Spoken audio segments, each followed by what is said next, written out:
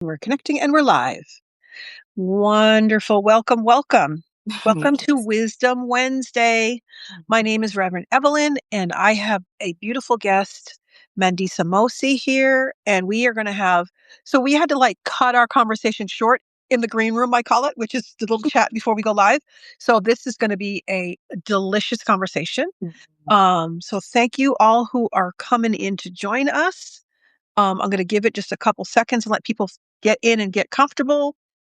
And then I will do our opening breath work and a little invocation, and then we'll get started in the conversation. So welcome, welcome. I see Danielle. I see Misha, Hi, Danielle, Misha. Asia. Welcome. Well, Greetings. come on in. Come on in.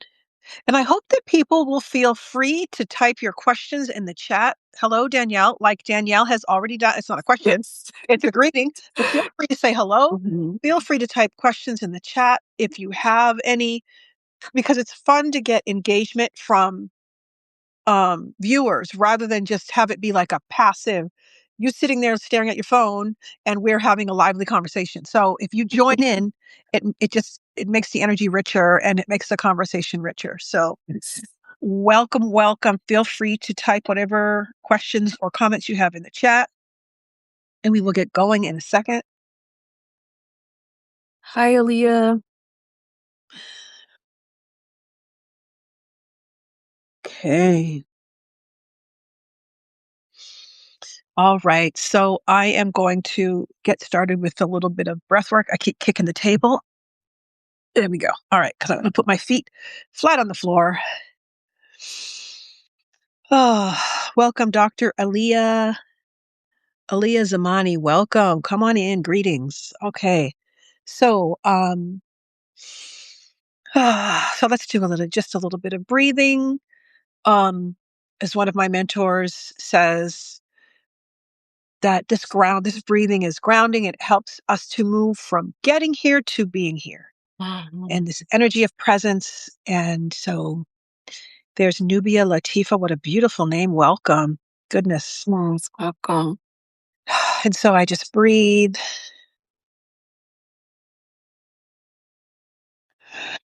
Mm.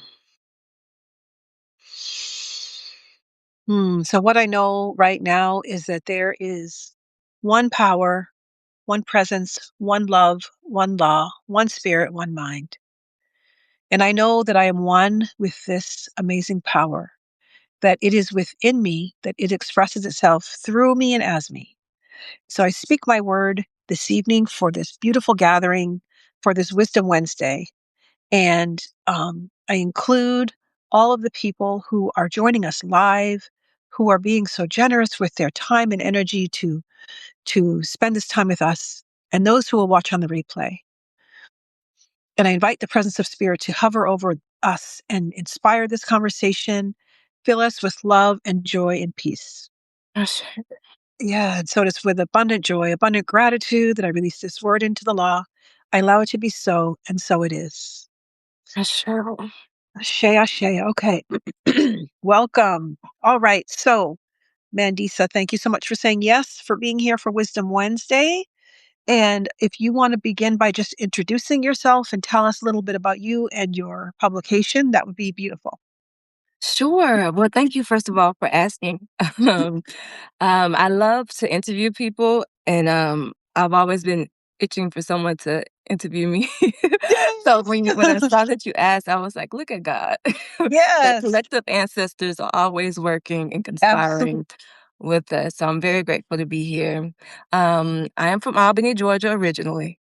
Born, raised, marinated on the east side. Um, and I've lived a very, very vivid life after coming from there. So recently, I am a cult survivor. In April, it will be a full year removed, no contact, 7 years in and out of it. I'm a Spelman graduate, chemistry major, have my BS in chemistry. I'm a spiritualist, a ritualist. I love to hold space for women. I love to do sound healing, meditations, readings, some deeper work too. if my clients need it and if it comes up. But yeah, I don't advertise it. It's just like if it comes up. Mhm, Because I'm very intentional about spiritual offerings. I know that mhm, for a lot of us, we can be just curious about it and want things that we don't really need. And I'm not someone who likes to give someone and just say, "Hey, you can order this," or when it may not be a need. I don't like to take advantage of people in that way, mhm. because I've been taken advantage of. So I take spirituality and my practice and everything that I do very, very seriously. Um, but I am very funny. But when it comes to the work, I get very serious. Yes, ma'am. Yes, ma'am. Yes. Alright. I love that.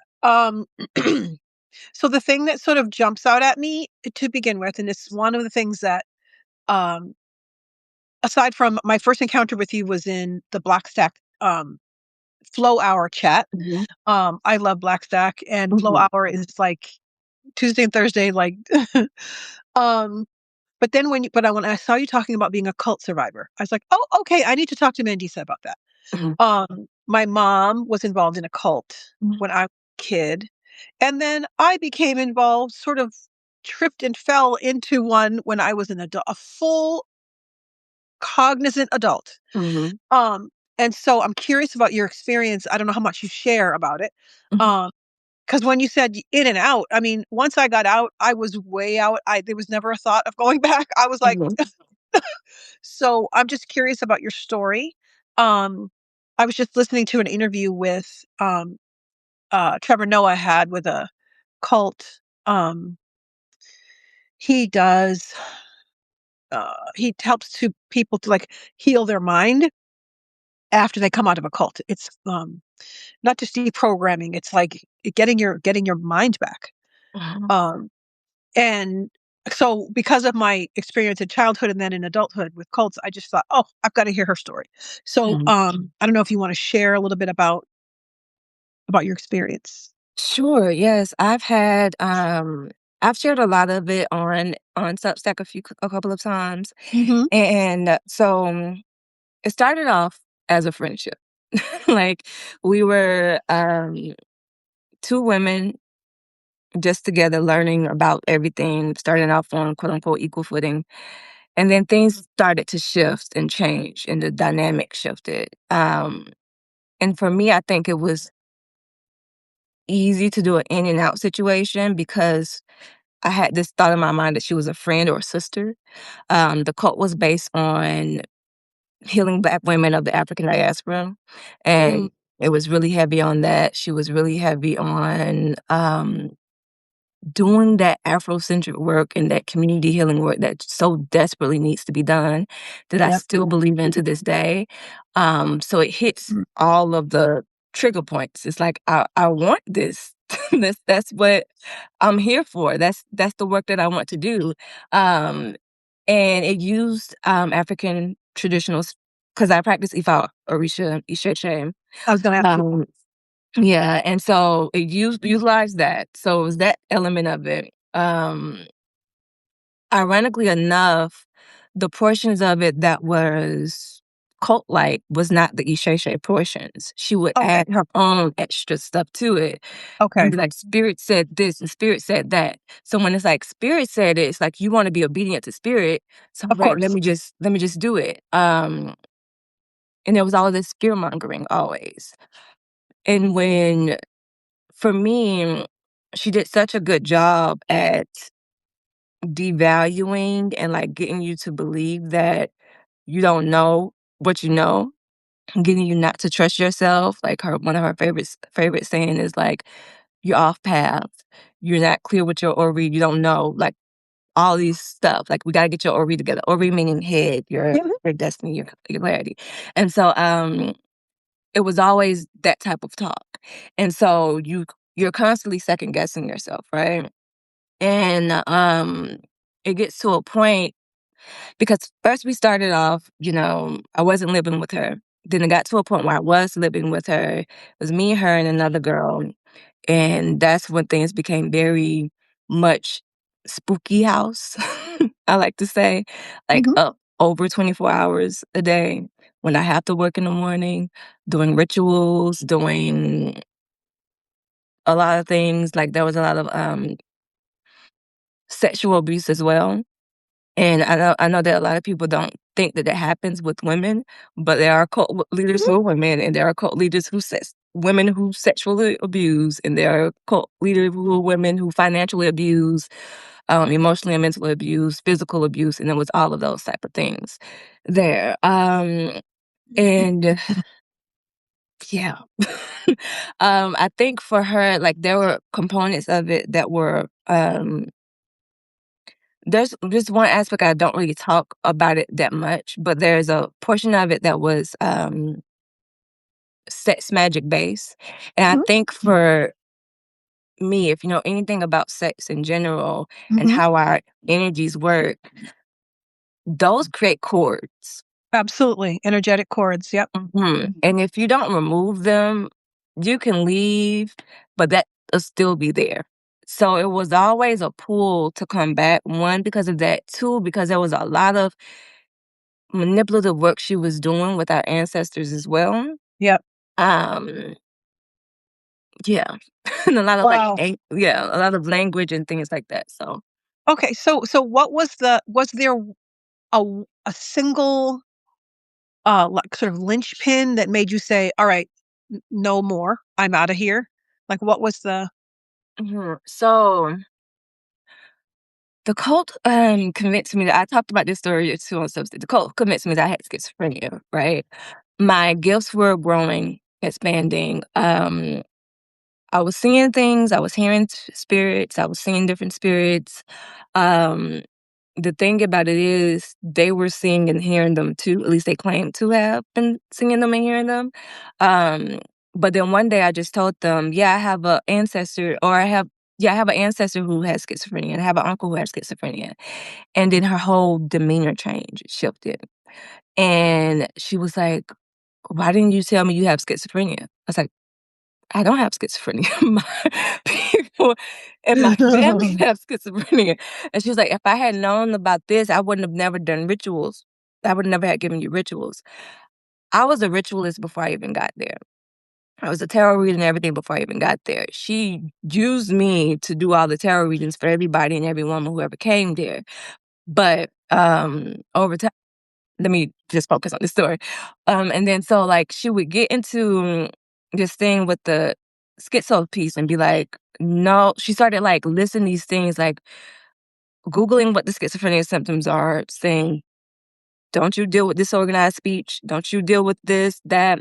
Because back then I wasn't aware of energy completely. Like, I Mhm. knew of it, I was aware of it, but I wasn't aware that if you're talking to somebody and you just fall asleep, there's probably negative energy that you don't need to be engaging with them. So there'd Mhm. be several times where I'd be talking to her and I'll just literally doze off. And she used that against me. There would be times where she would just talk, talk, talk, talk, talk. It's over 24 hours we're speaking. Already I have to go to work, but she would judge my inability to speak as disorganized speech. Mhm. And so it was like all of these things. So um I lost my mind. Like, literally, because I'm trying to work. Literally, I'm the only one who works there. It was financially exploitive, like I told you. I'm the only one who works there and who has a real 9 to 5.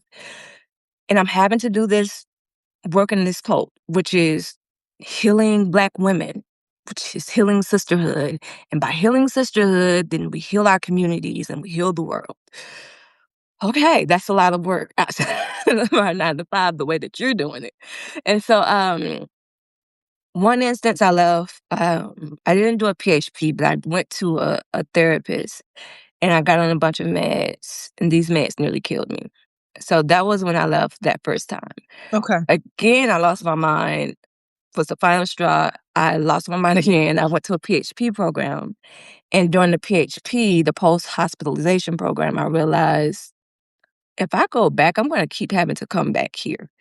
This is not like, because they kept saying there's no black and white here. I asked them one question one time. I was like, okay, I can't get myself to do raw food, raw vegan food. How can I get back there? Because the cult was very strict on diet. And they were like, we don't yeah, here we don't view food as bad. We don't believe in black or white, so and I realized then, "Oh, okay. I'm never if I go back again, I'm really signing myself up for a lifetime Yep. of this cycle." Mhm. Yeah, I mean, sleep deprivation it's a classic, tactic Mhm, for cults and for, trying to control your mind and all that mhm. stuff. So, wow. So now you said you were out of it for a year. So how do you feel now that you're a year apart from it? Like, how's I mean, your energy feels wonderful. Like, Thank you. how are you feeling? How are you feeling? I feel great, actually. There are moments where I still have anger, I'm not gonna lie. Anger, though, I know is deep-rooted in me, it's ancestor deep. I was gonna So say. it's it's not necessarily just from the cult. There are moments where, especially when I first left and when I first began sharing my story on Substack, I was very paranoid because they live 8 minutes away. Like they're on the other street. They live over there. So it's like that's another thing. I left Georgia to come to Texas to follow them here. And so like it's scary initially. And then I did Vipassana. I went on a Vipassana retreat after the PHP program. And things got much better for me then. Continuing Vipassana, the practice of Vipassana, it stabilized my mind and fixed my mind in ways in which no other thing has. So it's like recalibrated my mind in the sense where I knew like, okay, I can just be aware of things and I don't have to engage with them. It helps me be more present, more mindful, less reactive, Mhm. and not in fear. Yeah, so that's a beautiful segue. Why don't we talk about Vipassana? Because it's one of the things that we talked about before we came on. Um, if you could share, like, what is Vipassana and what kind of a Vipassana retreat did you go on? And it's funny because when I heard you saying that it was the only thing that helped you, my mind was just kind of like, but would wouldn't a silent retreat after an experience like you had, I feel like that could be the thing that could send a person over the edge. Mhm, So I'd love to hear about how that worked for you. So if you could mhm, tell quickly, like in a nutshell, what Vipassana is and the structure of the retreat you went to, and mhm.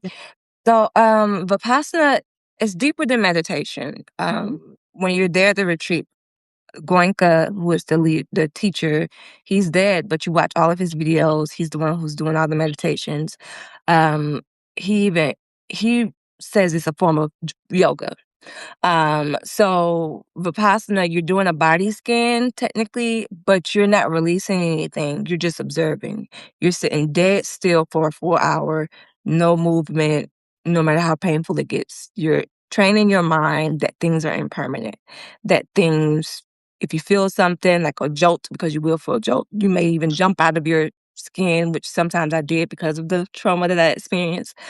But you're just observing it. You're going back in, connecting with your breath, your natural breath, and just observing it.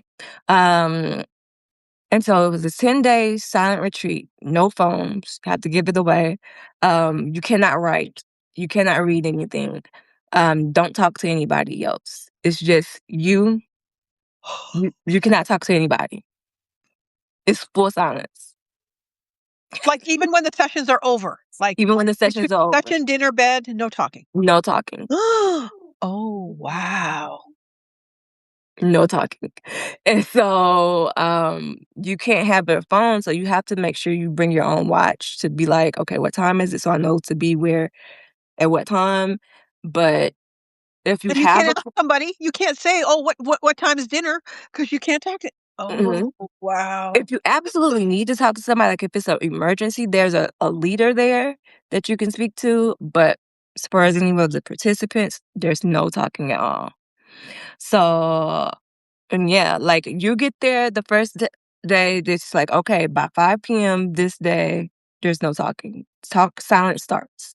And then I think at the last day, So it says 10 days, but you're really there for 11 days. And so the last day, you can speak then, but it's 11th day. So What do you have to say after being silent for 10 days? exactly. Wow.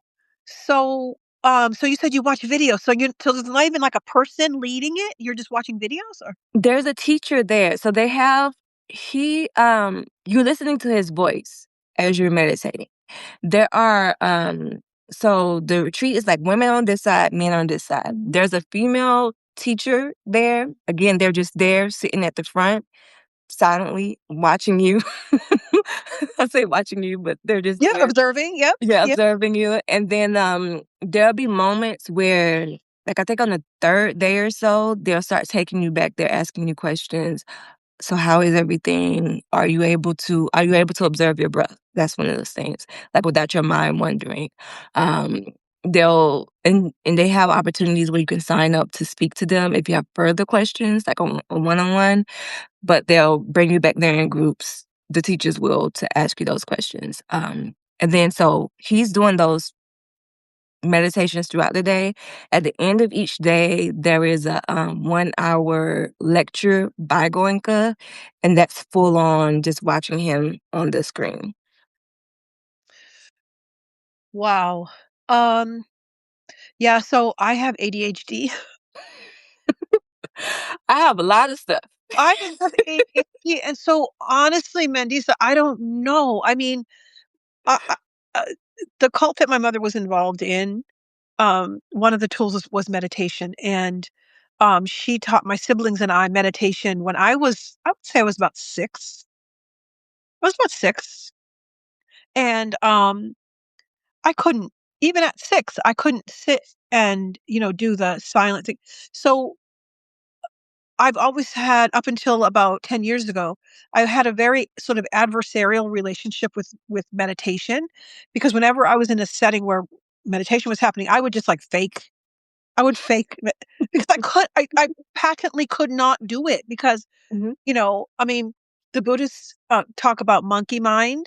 I always joke mhm, that my monkeys are caffeinated mhm, because, but later somebody told me that it's impossible to completely silence your mind. mhm, The thing is that meditation is you're observing your thoughts. You're not engaging them, and you're letting them go. mhm, And so somebody gave me the metaphor of so you're sitting on a beach and you're watching ships go by. You're on the beach, the ships are in the ocean.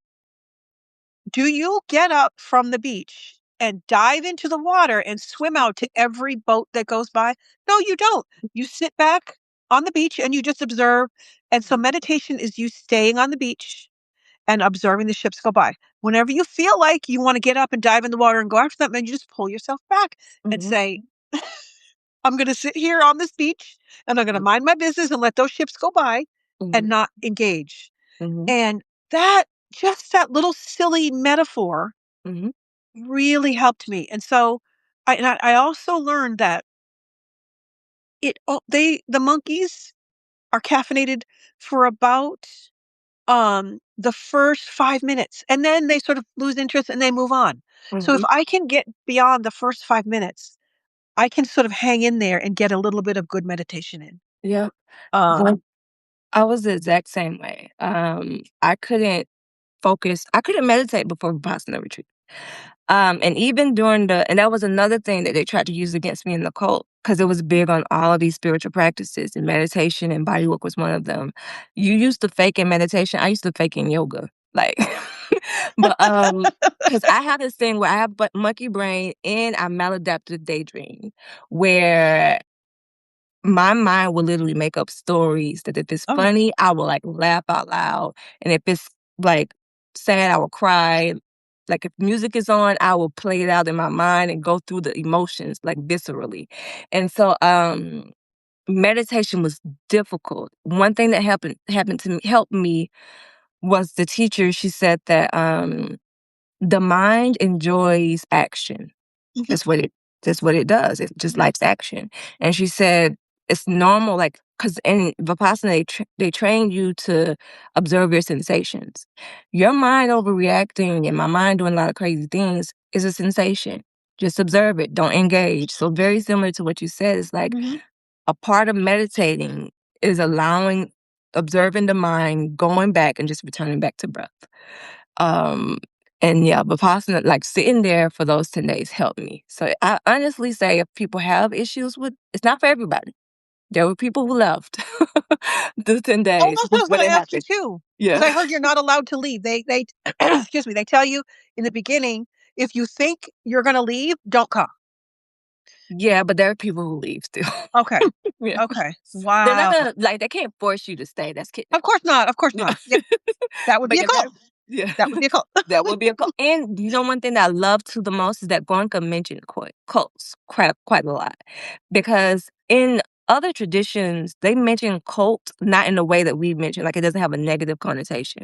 Yeah. And so he mentioned different cults and different sects and things like that. And he was like, this is not a cult. Um, it's not a religion. You don't have to be Buddhist to do this. Like, Mhm. it was very much so, and like, it was so great for me that I almost told my ancestors, like, if I'm supposed to do this, like, if I'm supposed to be in Ifa or Orisha, like, let me know, because if not, I'm gonna just do this. I'm just do Mhm. Vipassana Yep. and call it a day. Yeah. Oh, that's funny. Vegan intersectional says you might like laughter yoga because that is beneficial as well. Oh, yeah, I've Mhm. I've heard of it. I think I saw it on a documentary. I've never tried it. But yeah, that cult thing, um, it's like human beings, I think the people who create cults, have a very, very deep understanding of human nature, and they Mhm. know how to choose the people that are hungry for that connection and exploit that, you know? Yeah, Uh, and that yeah, go ahead. oh, I was that's gonna okay. I was gonna say, I also think that we don't realize how prevalent cults are. Like, even in relationships can be cults. Like, it only takes 2 people for a cult to yep, form, really. yep, So, there's a I'm part now that I'm kinda breaking down people's relationships, like, I'm talking about my experience in a cult, but how I'm observing other people's relationships and, like, how I'm now observing people wanting me to relate with them is very cult-like, you know? I think that when our mind is not decolonized and when we have pain bodies that are visceral, um, we can automatically want people to operate in a cult-like dynamic. Family's number one thing that can be cult. absolutely, absolutely. Abusive relationships, cults. Cult. Yep, Toxic loyalty with these cliques and these girls that hang and these men that hang together, cults. yeah, All yep, these things there's a lot of people claim community, but it's just a cult. yeah, yeah. So Companies also, yeah, workplaces can yes. absolutely, absolutely. America in itself, politics, cults. Yeah, yeah, yeah. I mean, um, I don't know. I was involved in a workplace where we had rolling layoffs, and Mm, I really, because I have been involved in at least 2 cults. I wouldn't call it a cult, but we had a trauma bond. Our team had a trauma bond mhm, because, um, at the start of the rolling layoffs, the managers brought us into this big conference room and they said, "We're gonna start doing layoffs, and we're not gonna tell you when. It's gonna be on Fridays." So I said, as we were walking out of that conference room, everyone's filing out like we just been given our death notice. And I said, "So now the sword of Damocles is dangling over all of our heads." mhm, And so I'm a writer, so my what was the content team? Our content team just sort of bonded together, mhm, and we were just being picked off one by one, by one. And we created a group chat that it's still on Facebook now. Every now and then we went to each other's weddings. We sent baby gifts when people had babies. We stayed because, I mean, to the bitter end, we mhm, hung in there mhm. as a team because it was just I just don't now I after having had that experience, I understand now why people come back and shoot places up. Like, Remember there used to be like workplace shootings? I have Yes. school shootings unfortunately seem to have replaced that in our culture. Yeah. But whenever I would see a workplace shooting, I would think, what is that about? And then because at the day they had that meeting in the conference room, then the next day we came into work and there were security guards. Oh, I We bet. had never seen, we never had, I worked there for 4 years Mhm. and we had never had security guards. And so, Mhm. on the Fridays when people were let go, the security guard would come to your desk and you get a box and you would, it was the most, it was the most inhumane thing I'd ever witnessed. But Yeah. it was a, I feel like, not I feel like, we had a trauma bond. It Mhm. wasn't a cult. There was no money involved, there was no Yeah. sex involved, there was Yeah, no yeah. control. It's just Yeah. that we just sort of linked arms and said, "We're gonna Mhm. stay together no matter what." And as each Mhm. one of us were fired, we still the group chat was going. That's good. Yeah. So, yeah. Yeah. Lazy and Golden said, "My job is totally a cult. I gotta get out of there." Yeah. Mhm. Yep. Yeah. So or learn how to operate, you know, Yeah. and not let no, don't without buying into it, right? Right, right. So, yeah. Wow. That's just amazing. So, yeah, I learned about Vipassana from watching a documentary. Mhm. I think it was called The Dhamma Brothers. Have you seen it? Mm-mm. Okay, there's a documentary about, some men who go to prisons where the section of the prisons where the men are what is it called? No possibility of parole. Like, Mhm. it's like the one step down from execution. Like, you don't get executed, but you're in prison until you die. Yeah, Some life of those without parole. consecutive life sentences. So Mhm. they are going to live and die in that place. Mhm. Nothing. There's no way they're going to be out. Mhm. Um, and so they go to these prisons. So the Dama brothers, I believe, is the name of the yes, maximum security is the name of the group of men who do this. So they went. I believe that this prison was in Louisiana. So they very carefully selected a group of men and had them go through Vipassana, and they filmed the process, and it was just amazing the changes that overcame because these men knew they weren't ever going to get out, but they wanted to, they were already dealing with forgiveness, forgiving themselves, um but it's a beautiful. I'll share the link I'll after this live. I will find it. Mhm. um and Yeah, it was just so when I heard that, immediately I'm start Googling, what is Vipassana? Like, what? Because, Mhm. I had already had this love-hate relationship with meditation Right. through my whole life. But I thought, if these men in the maximum security prison who were facing consecutive life sentences, if they Mhm. could sit in, Vipassana for 10 days at a time and do this thing, then, maybe that can help, my monkey mind, Mhm. situation. So yeah, um, I feel like that's something that I really, really would like to pursue. There is one, but it just fills up so quickly. You can schedule it online.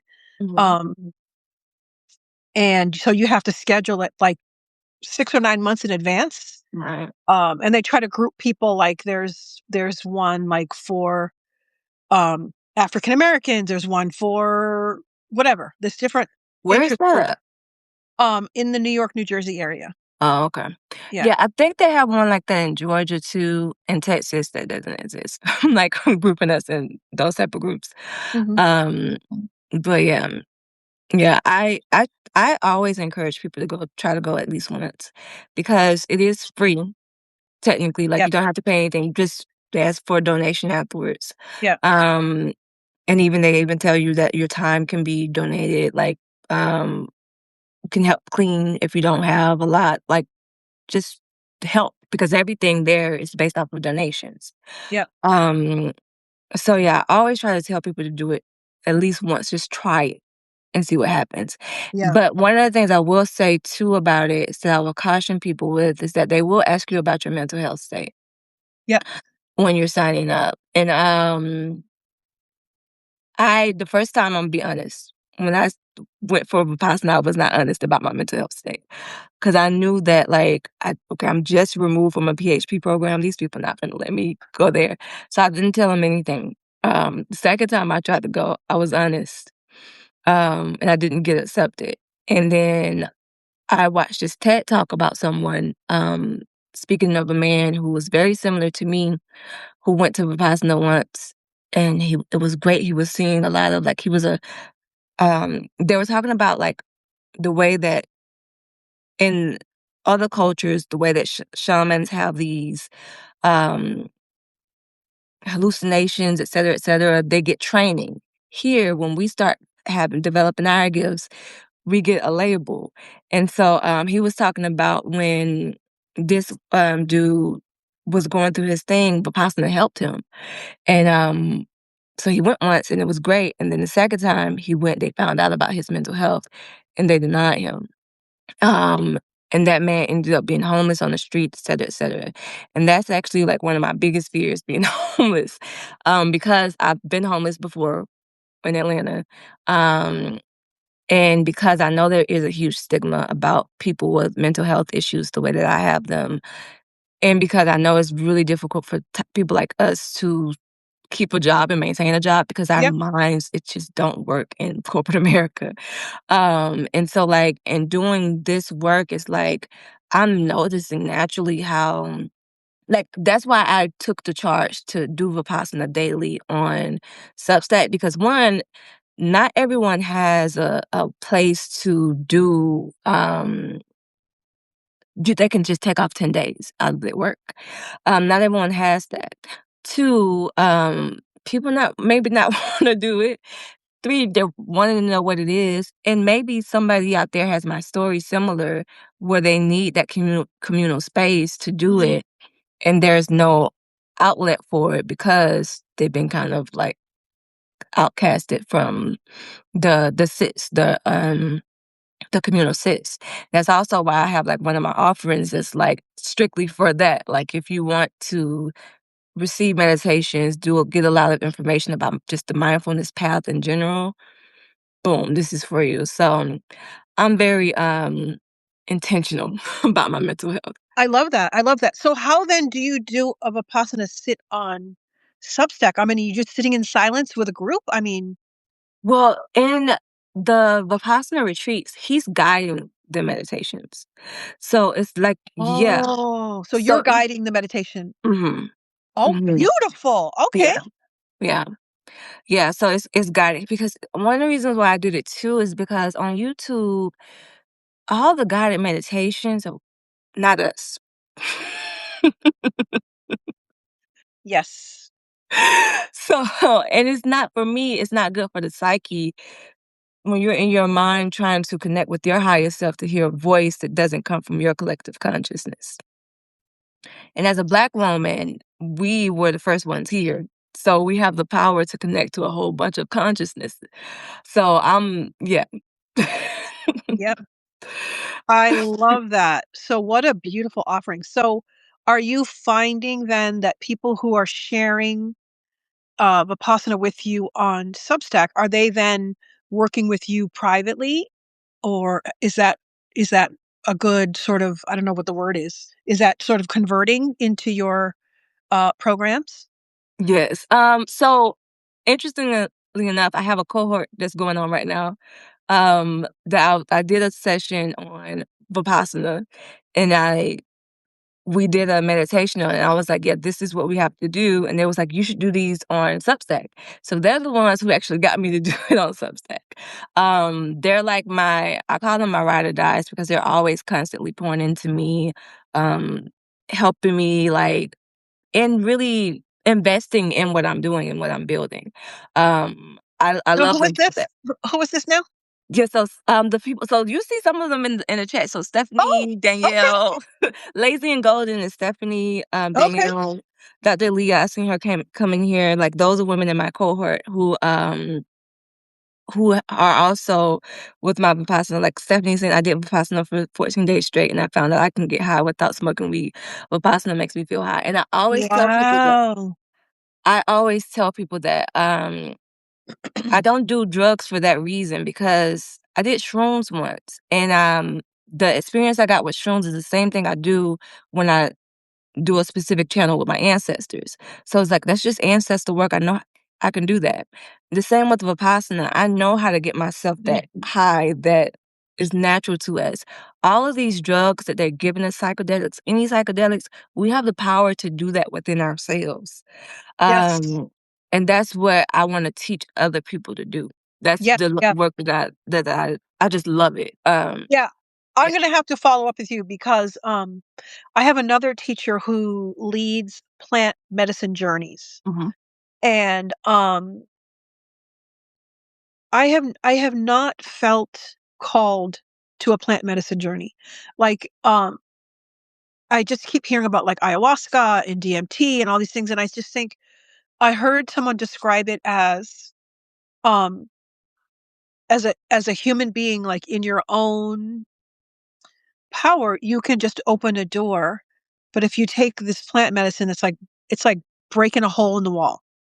Do you know what I mean? It's like Mhm, mhm, why not just open the door and walk through rather than crash through the wall, right? mhm. So, and no shade to plant medicine because it's some for some people that's their journey, that's their path. Good. I have not felt called to that. Like I've also been like surrounded by um Ifa and a lot of African traditional um religions or spiritual journeys. I have not been called to that. And Mm, it's interesting because I my daughter gave me an ancestry DNA kit to test. mhm, And throughout my life, people have asked me if I was biracial because, I mean, I don't know if white people understand this, but Black people will treat you differently whether you're light skinned or whether you're biracial.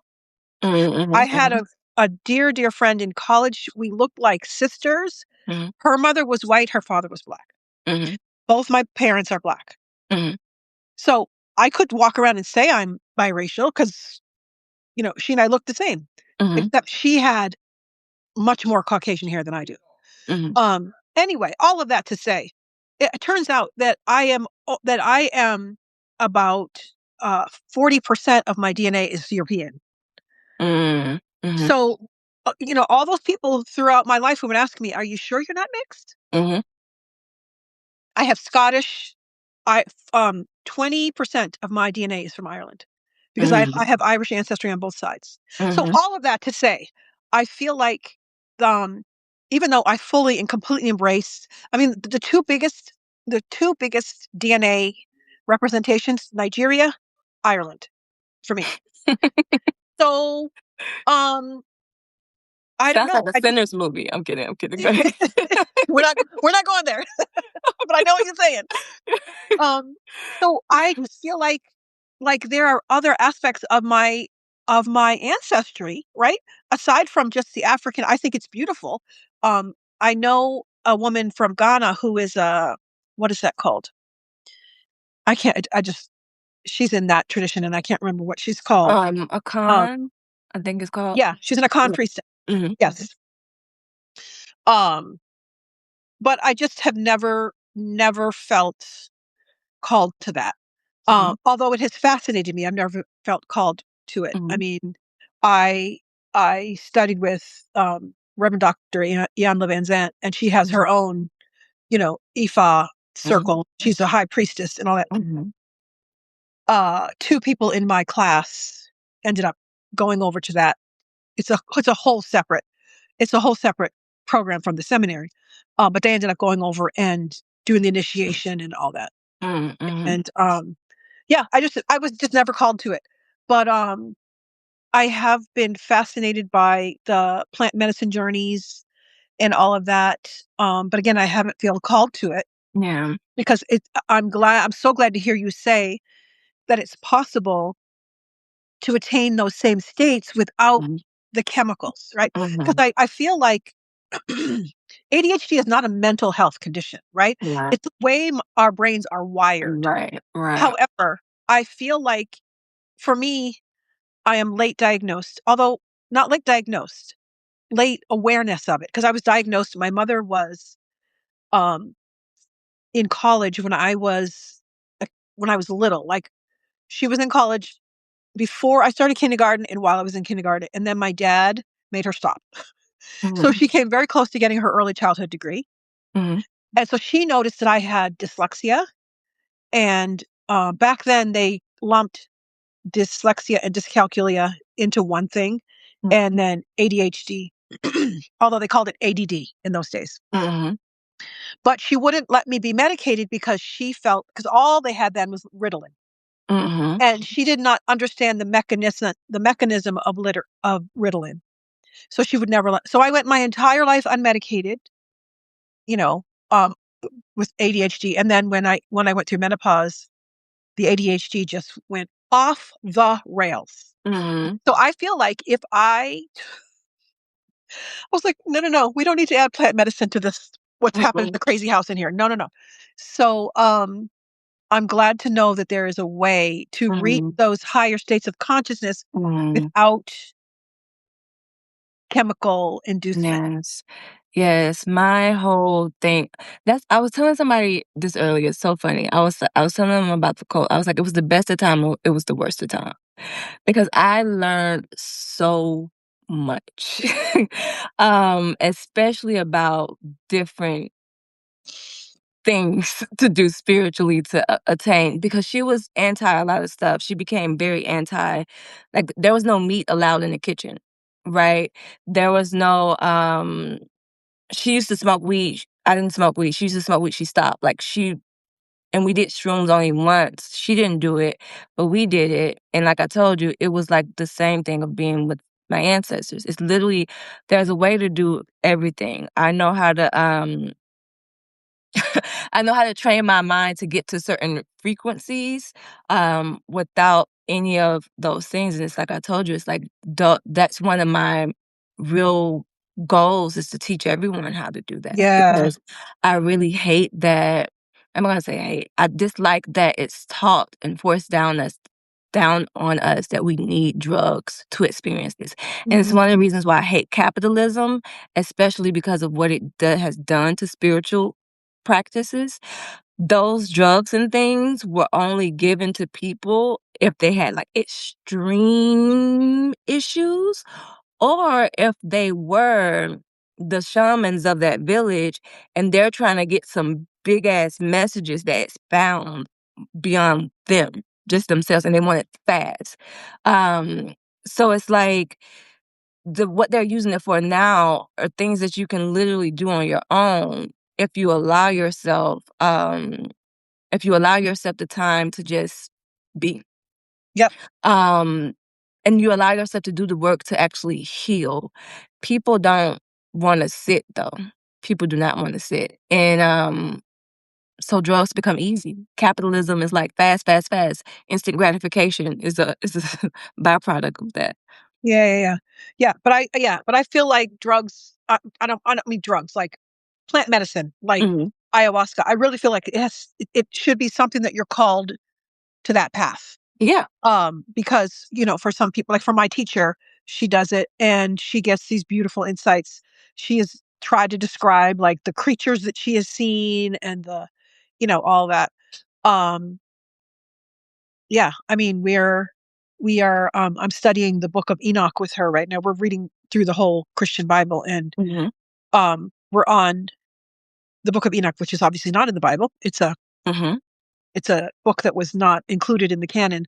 But, there are parts of that book where it's pretty clear that the writer was somehow, I'm going to say medicated Mhm. because of the things they were describing, Mhm. So, yeah, it's But you just, can also see those things. Plant medicine is real. To your point, if you have that calling, you should do it, right? And you can see some of those things too if it's not your calling and you have that gift. Um, so yeah, it's like a both end situation. Okay. Takes time, um, but yeah, Yeah. yeah. Interesting. Yeah, because I have been um very sensitive to energy and, we used to have a spiritual center, a physical before COVID. I mean, yeah, before COVID. We closed it down like right around March 2020. And when I was doing the work, um when I was in seminary with um Mama Ian Levanzan, I learned about clearing, energetic clearing, space clearing. Mhm, And so when I would come back to my spiritual center, I would come and do space clearing in the morning before service. And I would just be like, you guys have got to go. Like, I would feel, and I told them, I said, we are not alone in this room right now. mhm, We have company. And so I would go and I'd walk through and I would pray, and I would just be like, in my sometimes I'd say it out loud, but sometimes it would just be sort of in my mind, just like we we are ushering you out, sweetie. mhm, It's, mhm, so yeah, so I have definitely and I've also had an experience of, it's not astral travel. What is it called? Maybe it is astral travel. One night, so one of my colleagues in that class, in a practitioner class I was taking at our center, she had her own little spiritual shop in the next town over in Montclair, New Jersey. She had a little spiritual shop where she sold candles, she sold sage, crystals. She had beautiful singing bowls, and so there was one part of the space was a shop, the other part was a space where she would do Reiki and she would do her spirit bowls, and I mean singing bowls and all that. mhm, Anyway, one day, we in the time before class started, I said, "You know what? I had a dream about your center, about your space last night." And I told her it was like a lucid dream. mhm, I feel like I was there walking through her shop in my dream. I don't know if I've ever had a dream as clear as that. And mhm, I don't know if it's my ADHD, but I get some wild dreams. mhm. So she just looked at me like, "Are you kidding me?" And I said, "No." And she said, "My space was broken into last night." Mm, She said, mhm, and so she understood what was going on. She said, "Did you see anything?" And I said, "No. I mhm, I had been there several times." So mhm, it was a space I was very familiar with, mhm, but I was asleep in my bed, mhm. but There, see, I was in her space. yeah, And she said, "Could you go back?" And I said, "I can't. yes, I didn't make myself do it. I didn't yeah, lay there and go, 'Oh, let me think about her shot.'" It's mhm, just something that happened. So it was the most bizarre thing mhm, that she's like, um, yeah, it was broken into, some stuff was stolen, and because it was inside of another building. Her office is mhm. inside of like an office building. Um, anyway, that's a little off the Yeah. path there, but yeah, wow. But yeah, those happens. Those are like spiritual gifts. Yeah. Those like what you mentioned, being able to like be in a space and feel other spirits, Mhm. like just know or even feel them. Yeah. There's some people who may see them. Um, like it depends on the gifts. And like dreams is like one of the main ways our spiritual gifts show up. Absolutely. My Yeah. dreams, yeah, my Yeah. dream a lot happens in my dreams. Hmm. Um, but yeah, I can't say that I ever actually saw, but I definitely experienced, hearing, so clear it would be clairaudient, and, that particular, I guess, astral traveling, but it Hmm. wasn't. I feel like astral traveling is intentional, like, you say, "Okay, I'm gonna travel to Switzerland," so I don't know how it works, but, Hmm. it's all fascinating. Yeah. Wow, so this has been a mind-blowing conversation, Mandisa.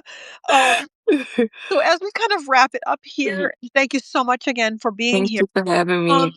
Yeah, what is one final piece of wisdom that you'd like to share as we sort of bring this to a close? And how can people get in touch with you? And Mhm. a little bit about your offering. Sure. Well, you can get in touch with me on Substack. I'm here. I run the 13th letter, and my DMs are open.